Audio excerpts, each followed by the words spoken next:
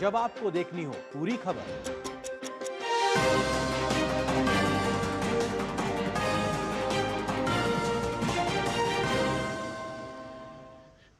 नमस्कार, आप देख रहे हैं समाचार आपके साथ। मैं हूं पराक्रम सिंह शेखावत। बताएंगे आपको इस वक्त की बड़ी खबरें। समाचार की शुरुआत करेंगे सुर्खियों के साथ। प्रधानमंत्री नरेंद्र मोदी ने पंजाब के बाढ़ प्रभावित क्षेत्रों का किया हवाई सर्वेक्षण। बाढ़ प्रभावितों के अलावा एनडीआरएफ, एसडीआरएफ कर्मियों से की बातचीत। 1600 करोड़ रुपए की वित्तीय सहायता की घोषणा, जो राज्य के खजाने में पहले से मौजूद 12,000 करोड़ रुपए के अतिरिक्त है।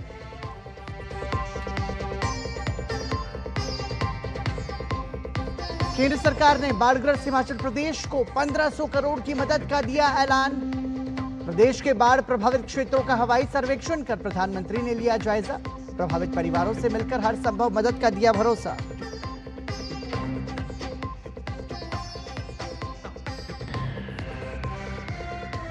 देश के 17वें उपराष्ट्रपति चुनाव के लिए मतदान संपन्न। अब से कुछ ही देर में होगी मतगणना।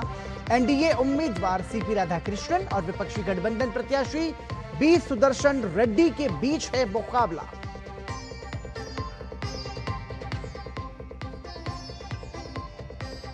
नेपाल में हिंसक प्रदर्शन के बीच केपी शर्मा ओली ने प्रधानमंत्री पद से दिया इस्तीफा। काठमांडू समेत कई शहरों में अभी भी हालात तनावपूर्ण। नेपाल स्थित भारतीय दूतावास ने भारतीय नागरिकों के लिए जारी किए फोन नंबर।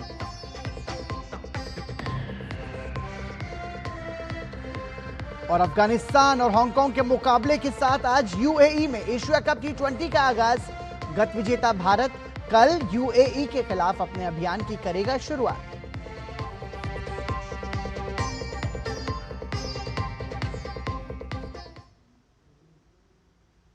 और सुर्खियों के बाद आइए अब खबरों पर नजर डालते हैं विस्तार से। आपको बता दें कि प्रधानमंत्री नरेंद्र मोदी ने हिमाचल प्रदेश के बाढ़ प्रभावित क्षेत्रों का दौरा किया। प्रधानमंत्री ने प्रभावित क्षेत्रों का हवाई सर्वेक्षण भी किया। प्रधानमंत्री आपदा पीड़ितों से भी मिले और उनका हालचाल जाना। कांगड़ा में हुई समीक्षा बैठक, साथ ही एसडीआरएफ और प्रधानमंत्री किसान सम्मान निधि की दूसरी किस्त अग्रिम रूप से जारी की जाएगी।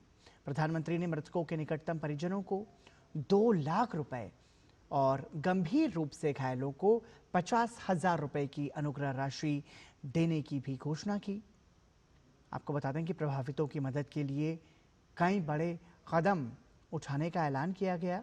प्रधानमंत्री आवास योजना के तहत क्षतिग्रस्त घरों की जियो टैगिंग की जाएगी। इससे नुकसान का सटीक आकलन करने और प्रभावित लोगों तक तेजी से सहायता पहुंचाने में मदद मिलेगी। निर्बाध शिक्षा सुनिश्चित करने के लिए स्कूल क्षति की रिपोर्ट करने और उसे जियो टैग करने में सक्षम होंगे, जिससे समग्र शिक्षा अभियान के तहत समय पर सहायता मिल सकेगी। कृषि को हुए नुकसान को ध्यान में रखते हुए सहायता उपाय किए जाएंगे। केंद्र सरकार ने प्रभावित क्षेत्रों में बुनियादी ढांचे की बहाली और पुनर्निर्माण के लिए हर संभव मदद का आश्वासन दिया है। प्रधानमंत्री ने एनडीआरएफ, एसडीआरएफ और आपदा मित्र स्वयंसेवकों से भी मुलाकात की और उनके प्रयासों की सराहना की।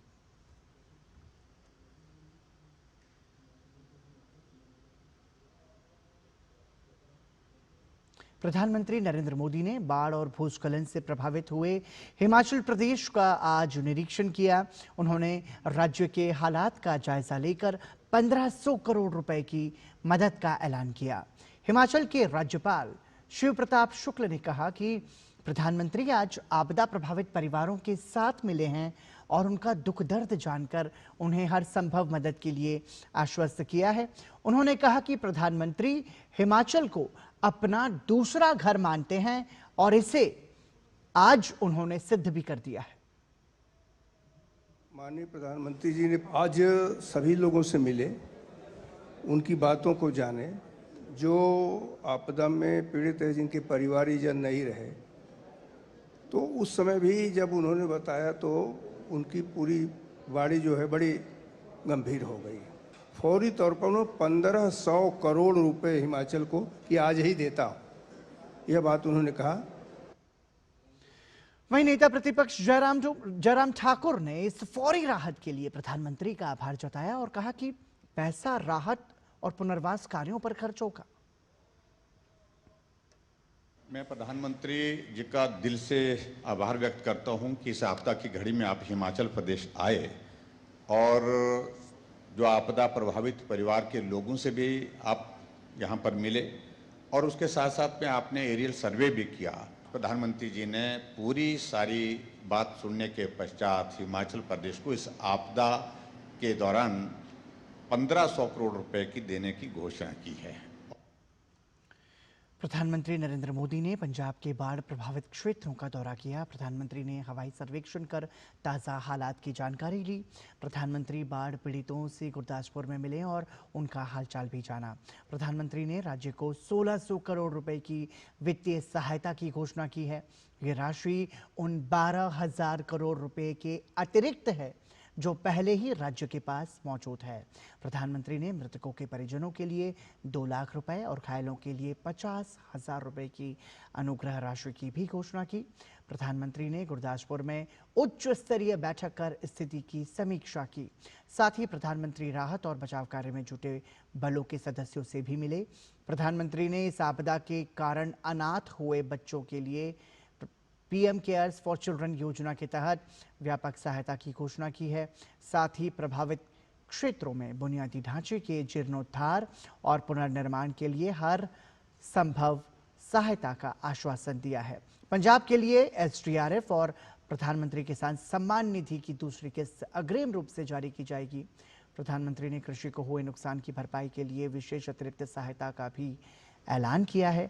आपको बता दें कि प्रधानमंत्री आवास योजना ग्रामीण के अंतर्गत ग्रामीण क्षेत्रों में उन पात्र परिवारों को मकानों के पुनर्निर्माण के लिए वित्तीय सहायता प्रदान की जाएगी जिनके मकान बाढ़ के कारण क्षतिग्रस्त हो गए हैं। बाढ़ से क्षतिग्रस्त हुए सरकारी स्कूलों को समग्र शिक्षा अभियान के तहत वित्तीय सहायता दी जाएगी। उपराष्ट्रपति पद के लिए संसद भवन में मतदान की प्रक्रिया आज सुबह 10 बजे से शाम 5 बजे तक चली। प्रधानमंत्री नरेंद्र मोदी ने सबसे पहले मतदान किया। लोकसभा में नेता प्रतिपक्ष राहुल गांधी, राज्यसभा में नेता प्रतिपक्ष मल्लिकार्जुन खड़गे, कांग्रेस सांसद सोनिया गांधी और प्रियंका गांधी वाड्रा ने भी संसद भवन पहुंचकर अपना वोट डाला। इसके अलावा राज्यसभा के उपसभापति हरिवंश, गृह मंत्री अमित शाह, रक्षा मंत्री राजनाथ सिंह, केंद्रीय मंत्री नितिन गडकरी और पूर्व प्रधानमंत्री एचडी देवेगौड़ा ने भी उपराष्ट्रपति चुनाव में मतदान किया। इस चुनाव में लोकसभा और राज्यसभा के सभी सांसदों के साथ केंद्रीय मंत्रियों ने हिस्सा लेकर अपने मताधिकार का प्रयोग किया। उपराष्ट्रपति चुनाव के लिए मतदान नए संसद भवन में शाम 5 बजे तक चला। वहीं मतगणना के बाद परिणाम आज देर शाम तक आने की उम्मीद है। उपराष्ट्रपति पद के लिए एनडीए प्रत्याशी और महाराष्ट्र के राज्यपाल सीपी राधाकृष्णन और इंडी ब्लॉक के प्रत्याशी पूर्व सुप्रीम कोर्ट जज बी सुदर्शन रेड्डी के बीच मुकाबला है।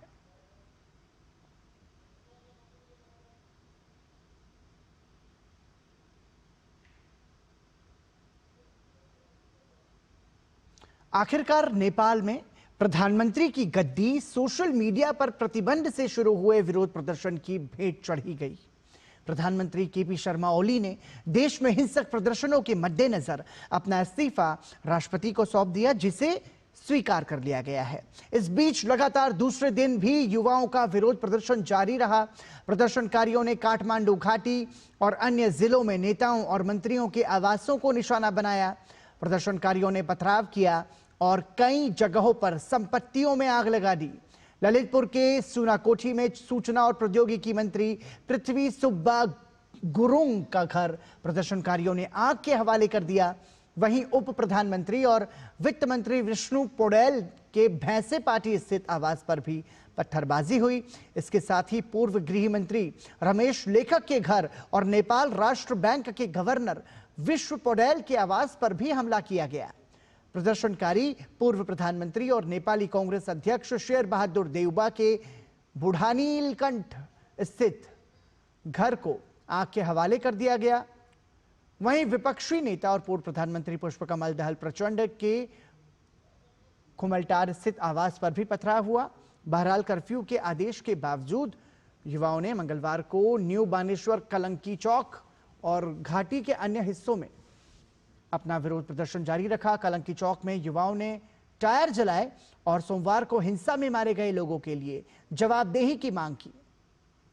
इस बीच सोमवार शाम को गृह मंत्री रमेश लेखक ने इस्तीफा दे दिया था। इसके बाद मंगलवार को नेपाली कांग्रेस के नेता और कृषि एवं पशुपालन मंत्री रामनाथ अधिकारी ने भी अपना पद छोड़ दिया। उन्होंने सरकार के तानाशाही रवैये का हवाला दिया। इसके अलावा स्वास्थ्य मंत्री प्रदीप पौडेल ने भी अपने पद से इस्तीफा दे दिया है। प्रदीप पौडेल ने कहा कि ऐसी स्थिति में सरकार में बने रहने का कोई मतलब नहीं है। दूसरी ओर जलापूर्ति मंत्री प्रदीप यादव ने भी इस्तीफा दे दिया है।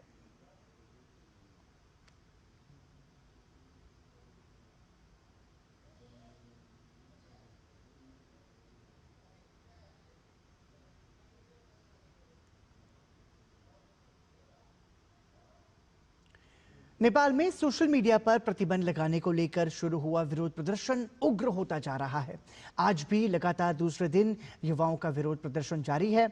इस बीच नेपाल स्थित भारतीय दूतावास ने वहां रह रहे अपने नागरिकों के लिए एडवाइजरी जारी की है। दूतावास ने सोशल मीडिया प्लेटफॉर्म एक्स पर लिखा, नेपाल में सभी भारतीय नागरिकों से अनुरोध है कि वो किसी भी आपातकालीन स्थिति या सहायता की आवश्यकता होने पर संपर्क हेतु भारतीय दूतावास काठमांडू के निम्नलिखित टेलीफोन नंबर्स पर संपर्क करें। 97798086028881 और जो दूसरा नंबर जारी किया गया है वो है 977981326134।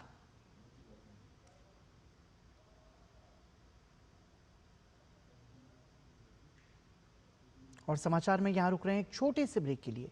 बने रहिए हमारे साथ।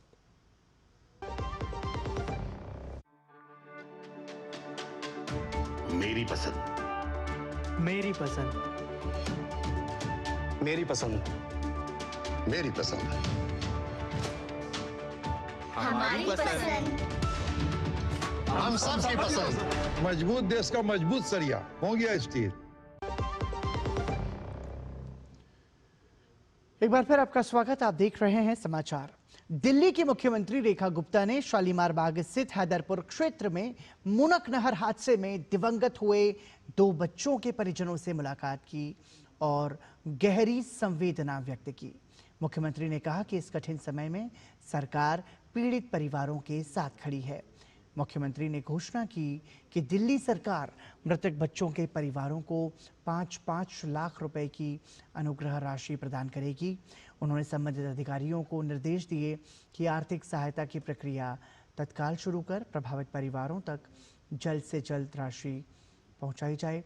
मुख्यमंत्री रेखा गुप्ता ने अधिकारियों को निर्देश दिए कि भविष्य में ऐसे हादसों को रोकने के लिए नहरों और अन्य संवेदनशील स्थलों पर सुरक्षा के पुख्ता इंतजाम किए जाएं।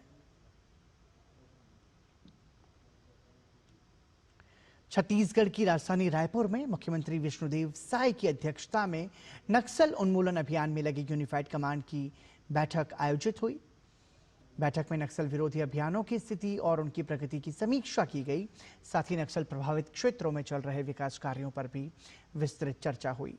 इस बैठक को लेकर छत्तीसगढ़ के मुख्यमंत्री विष्णुदेव साय ने कहा कि नक्सलवाद के खिलाफ पिछले 20 महीनों में जवानों की अभूतपूर्व सफलता और नियत नेल्लानार योजना के माध्यम से सरकारी योजनाओं का गांव-गांव तक प्रभावी क्रियान्वयन पर सार्थक चर्चा हुई।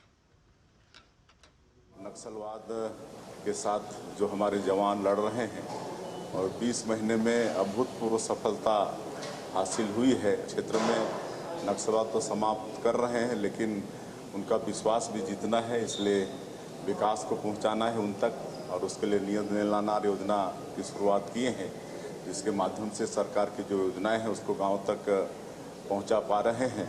तो ये दोनों बिंदुओं पर बड़े विस्तार से सार्थक चर्चा हुई है। राजस्थान विधानसभा में मंगलवार को धर्मांतरण विरोधी विधेयक बहुमत से पारित कर दिया गया। ये विधेयक राज्य में जबरन प्रलोभन देकर या धोखे से कराए जाने वाले धर्म परिवर्तन को रोकने के उद्देश्य से लाया गया है। नए कानून में सख्त दंड और गैर जमानती अपराधों का प्रावधान किया गया है। आपको बता दें कि विधेयक के प्रमुख प्रावधान की बात करें तो अवैध धर्मांतरण कराने वाले व्यक्ति को 7 से 10 साल तक की जेल और 10 लाख रुपए तक का जुर्माना हो सकता है। यदि कोई संस्था धर्मांतरण में संलिप्त पाई जाती है तो उसकी संपत्ति जब्त की जा सकेगी। धर्म परिवर्तन के मकसद से की गई शादी को भी अवैध धर्मांतरण माना जाएगा। यदि कोई व्यक्ति बहला फुसलाकर झूठे वादे करके या गलत जानकारी देकर शादी करता है और धर्म परिवर्तन कराता है तो उसे दंडनीय अपराध माना जाएगा। जबरन धर्म परिवर्तन पर उम्र कैद तक की सजा दी जा सकती है। धर्मांतरण से जुड़े सभी अपराध गैर जमानती होंगे, यानी आरोपी को तुरंत जमानत नहीं मिलेगी। विधेयक को लेकर विधानसभा में राजनीतिक तापमान भी बढ़ा रहा। कांग्रेस पार्टी ने इस विधेयक का विरोध किया और बहस में भाग नहीं लिया। कांग्रेस ने इसे व्यक्तिगत स्वतंत्रता और संविधान में दिए गए धार्मिक अधिकारों के खिलाफ बताया। वहीं विधेयक का समर्थन करने वाले पक्ष का कहना है कि यह कानून राज्य में अवैध और जबरन धर्मांतरण पर लगाम लगाने के लिए जरूरी है। 8.5 करोड़ जनता को धन्यवाद कि उन्होंने विश्वास जो जताया आदरणीय मुख्यमंत्री भजनलाल शर्मा साहब और भाजपा की सरकार पर और केंद्रीय नेतृत्व मोदी जी पर, जिसका फायदा ये हुआ कि राजस्थान में ऐतिहासिक बहुमत के साथ सरकार बनी और जो जनता ने चाहा उस अनुरूप काम प्रारंभ हुए। उसी क्रम में बहुत समय से मांग थी धर्मांतरण बिल की, क्योंकि यहाँ राजस्थान में बहुत सारी संस्थाएं, मिशनरियाँ और कई बलपूर्वक, कई धन के लोभ लालच देकर, कई लव जिहाद के नाम पर बच्चियों को बरगलाकर उनका धर्मांतरण करवाया जा रहा था। कुलगाम जिले के गुज्जर वन क्षेत्र में मंगलवार को सुरक्षा बलों का आतंकवादियों के खिलाफ चलाया जा रहा ऑपरेशन जारी है। इस दौरान सुरक्षा बलों ने एक आतंकवादी ठिकाने का सफलतापूर्वक भंडाफोड़ किया है। अधिकारियों के अनुसार इलाके में सघन तलाशी अभियान चलाया जा रहा है और सुरक्षा बल सतर्कता के साथ ऑपरेशन को अंजाम दे रहे हैं और अभी भी पूरी तरह से क्षेत्र को साफ करने और शेष आतंकियों की तलाश के लिए छानबीन जारी है। सुरक्षा बलों की इस कार्रवाई को आतंकवाद को रोकने और क्षेत्र की सुरक्षा बनाए रखने के लिए महत्वपूर्ण कदम माना जा रहा है।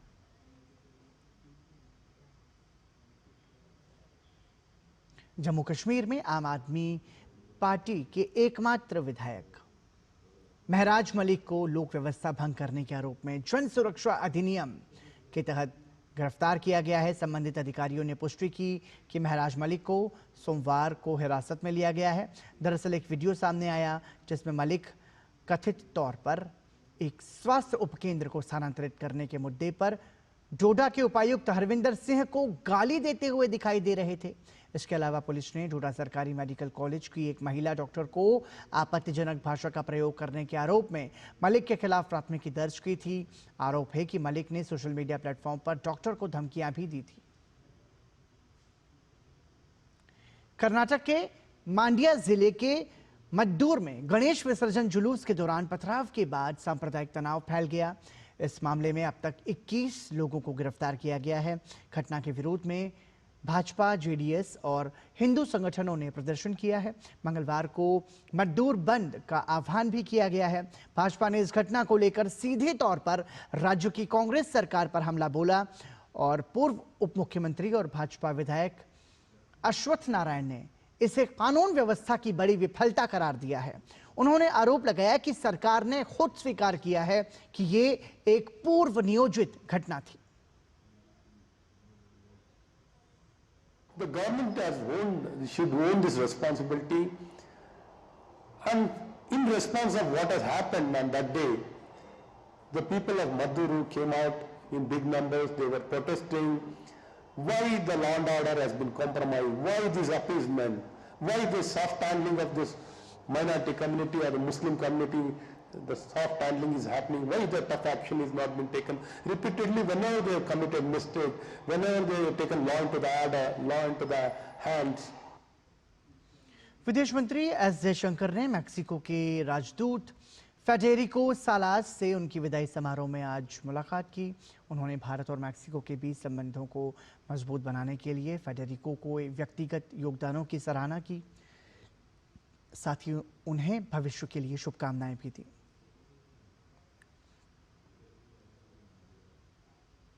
प्रधानमंत्री मत्स्य संपदा योजना के 10 सितंबर को 5 वर्ष पूरे हो रहे हैं। योजना की शुरुआत 10 सितंबर 2020 को की गई थी। बीते 5 वर्षों में योजना ने उत्पादन और उत्पादकता बढ़ाने, नई प्रौद्योगिकी अपनाने, गुणवत्ता सुधारने तथा पैदावार के बाद के बुनियादी ढांचे को सुदृढ़ करने में महत्वपूर्ण भूमिका निभाई है।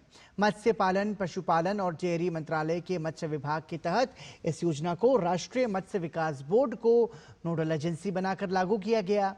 कुल 20,050 करोड़ रुपए के निवेश वाली इस योजना में 5 वर्षों में केंद्र सरकार का योगदान 9,407 करोड़ रुपए, राज्य सरकारों का 4,880 करोड़ रुपए और लाभार्थियों का 5,763 करोड़ रुपए रहा। इस योजना को अब वित्त वर्ष 2025-26 तक बढ़ा दिया गया है। 22 जुलाई 2025 तक विभाग ने 21,274 करोड़ रुपए की परियोजनाओं को स्वीकृति दी है, जिसमें केंद्र का हिस्सा करीब 9,190 करोड़ रुपए है। इनमें से 5,587 करोड़ रुपए से अधिक विभिन्न राज्यों और एजेंसियों को जारी किए जा चुके हैं।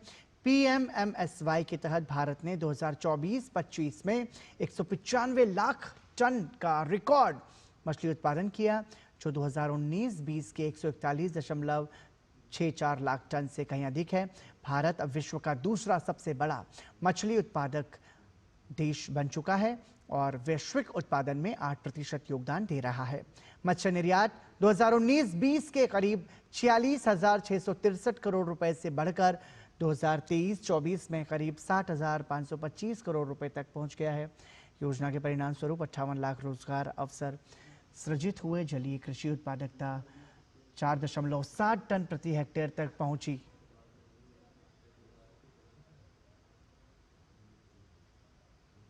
क्या रुक रहे हैं एक छोटे से ब्रेक के लिए, बने रहिए हमारे साथ। जब धरती चीर कर निकलता है लोहे का पत्थर और मिलता है मोंगिया के जोश से, फिर तपता है, पिघलता है और बनता है फौलाद। अब होता है सरिया सारी खूबियों के साथ। मोंगिया स्टील, मजबूत देश का मजबूत सरिया। ब्रेक के बाद एक बार फिर आपका स्वागत। आप देख रहे हैं समाचार। भारत थाईलैंड संयुक्त सैन्य अभ्यास मैत्री का 14वां संस्करण मेघालय के उमरोई में पूरे जोश के साथ चल रहा है।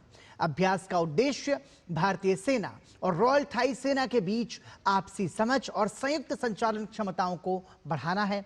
यह अभ्यास 14 सितंबर 2025 तक जारी रहेगा। सैन्य अभ्यास को दोनों देशों के बीच मजबूत होते रक्षा सहयोग और स्थायी रणनीतिक साझेदारी के प्रमाण के रूप में भी देखा जा रहा है। अभ्यास मैत्री 14 में भाग लेने वाले सैनिक शारीरिक सहनशक्ति और युद्ध की तैयारी के निर्माण हेतु युद्ध प्रशिक्षण पर केंद्रित कठोर सत्रों में भाग ले रहे हैं।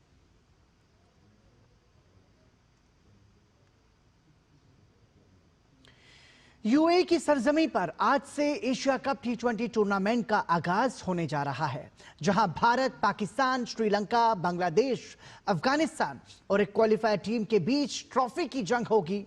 इस टूर्नामेंट में भारतीय टीम की नजर होगी एक बार फिर चैंपियन बनने पर और दर्शकों को बेसब्री से इंतजार है भारत और पाकिस्तान की उस टक्कर का, जिसे क्रिकेट की सबसे बड़ी राइवलरी कहा जाता है।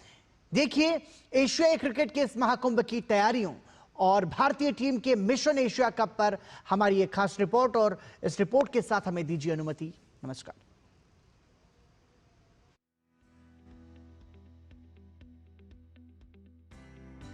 दुबई में मंगलवार से शुरू होने वाले एशिया कप T20 टूर्नामेंट में भारतीय टीम को सबसे मजबूत दावेदार माना जा रहा है। सूर्य कुमार यादव की अगुवाई में भारत का सामना पाकिस्तान और श्रीलंका जैसी पारंपरिक प्रतिद्वंदी टीमों से होगा, लेकिन मौजूदा परिस्थितियों में भारतीय टीम के लिए उन्हें चुनौती देना आसान नहीं होगा। एशिया कप T20 टूर्नामेंट का आगाज अफगानिस्तान, हांगकांग भिड़ंत से होगा। एशिया कप अब तीसरी बार T20 फॉर्मेट में होने जा रहा है। हालांकि क्रिकेट प्रेमियों को रविवार को भारत और पाकिस्तान के बीच होने वाले बहुप्रतीक्षित मुकाबले का इंतजार होगा। T20 एशिया कप में भारत और पाकिस्तान के बीच अब तक 3 मुकाबले खेले जा चुके हैं, जिसमें 2 बार भारत की जीत हुई है और 1 बार टीम इंडिया को हार का सामना करना पड़ा है। भारतीय चयन समिति के अध्यक्ष अजीत अगरकर और मुख्य कोच गौतम गंभीर ने टीम चयन में बड़ा कदम उठाते हुए एशियाई क्रिकेट परिषद द्वारा स्वीकृत 17 सदस्यीय टीम के बजाय सिर्फ 15 खिलाड़ियों को चुना। इस लिहाज से भारत के लिए इस बार एशिया कप के अलग मायने हैं। भारत ने अब तक 7 बार वनडे और 1 बार T20 प्रारूप में एशिया कप खिताब जीता है। एशिया महाद्वीप में अपना दबदबा कायम रखने के लिए टीम इंडिया पूरी ताकत झोंकेगी। भारत के लिए प्रतिद्वंदी टीम की चुनौतियों की बात करें तो पाकिस्तान और श्रीलंका जैसी टीमें इस समय बदलाव के दौर से गुजर रही हैं और उनके लिए भारत की बराबरी करना आसान नहीं होगा। पाकिस्तान ने बाबर आजम और मोहम्मद रिजवान को टीम से बाहर रखा है। अब उसकी उम्मीदें तेज गेंदबाजों शाहीन शाह अफरीदी, हारिस रऊफ और हसन अली पर टिकी हैं।